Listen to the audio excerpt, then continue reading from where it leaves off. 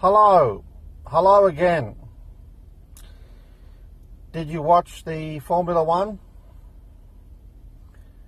Did you manage to stay awake during the whole race?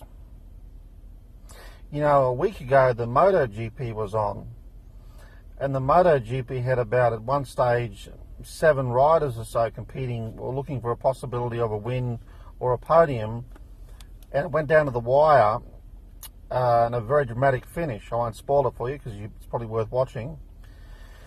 And a couple of riders underperformed as well, so who knows? At some point we could have, in certain tracks, 8 or 9 people, certainly initially, looking like they're in a position to win or podium, with maybe 4 or 5 being on the final lap within half a second of each other. And of course, when that happens, anyone can win. Now, let's compare that to the race on yesterday at Adelaide Park, Albert Park. What did we see? Processional bullshit again. Did we see competition between multiple teams? A little bit of luck on the side of Ferrari. But one thing that's supposedly some dramatic rule changes are coming in 2021, which is 3 fucking agonizing years away.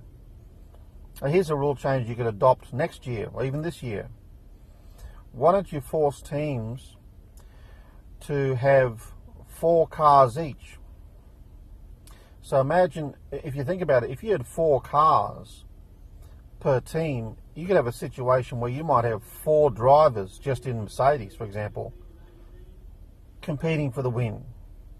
But imagine if you had 3 teams that were near enough competitive with each other, and you had the possibility of in any given race, 1 of 12 drivers could win, with, you know, at the end of the race, 4 or 5, maybe 6 drivers all thereabouts.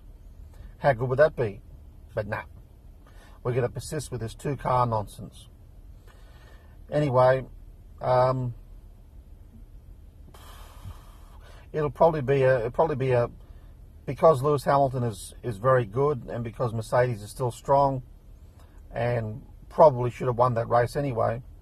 It's looking like another year for Lewis Hamilton, barring a big fuck up, and only Vettel could possibly stop him.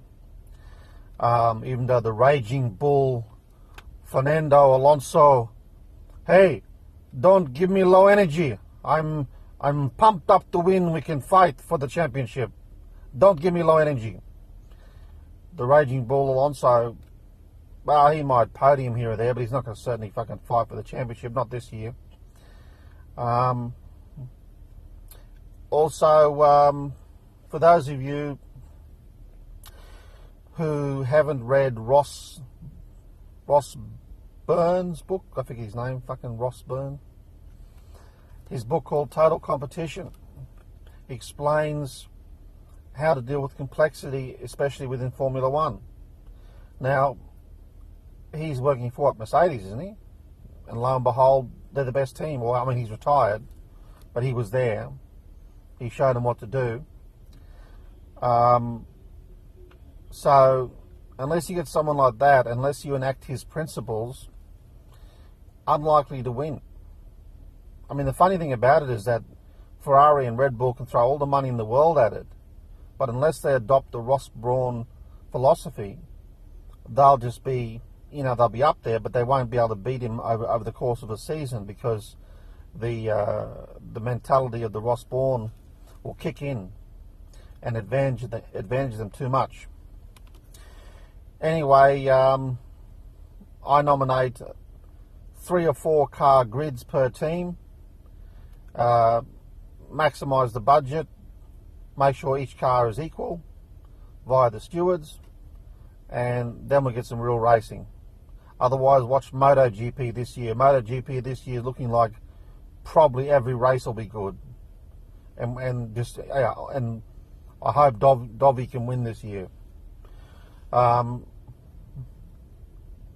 Okay, thank you. Thanks! I'm in a fucking living hell!